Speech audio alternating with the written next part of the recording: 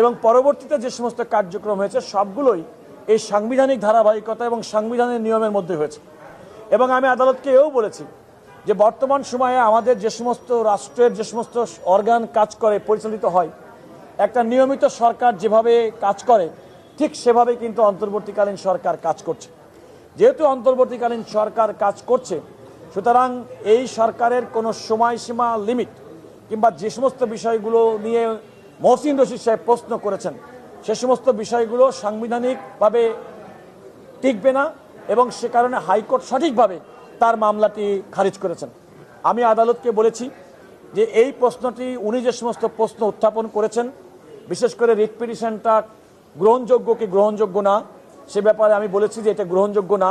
যেহেতু গ্রহণযোগ্য না, সুতরাং তার রিট পিটিশনটা সুপ্রিম কোর্টে আপিল বিভাগ যেন খারিজ করে দেন, দিয়ে হাইকোর্টের রায়টি বহাল রাখে। এটা হচ্ছে আদালতের কাছে আমার বক্তব্য। এবং এই বক্তব্যটা আমার কোনো রাজনৈতিক পরিচয় না। আমি একজন সুপ্রিম কোর্টের সর্বোচ্চ আদালতের একজন সিনিয়র আইনজীবী হিসেবে আমি আমার বক্তব্য এবং দেশের সচেতন নাগরিক হিসেবে সাংবিধানিক আইন সম্পর্ক এবং এই ফ্যাসিবাদ বিরোধী দীর্ঘ আন্দোলনের একজন সম্মুখ যোদ্ধা হিসেবে এবং এই গণ আন্দোলনে আমি একজন অংশগ্রহণকারী ব্যক্তি হিসেবে আমি আমার এই যুক্তি এবং বক্তব্য এই অন্তর্বর্তীকালীন সরকারের গঠন, আমাদের সাংবিধানিক ধারাবাহিকতা, রাষ্ট্রের অন্যান্য অর্গান কিভাবে কাজ করছে তার একটা সামারি আমি আদালতের সামনে আমার সাবমিশন আকারে উপস্থাপন করেছি।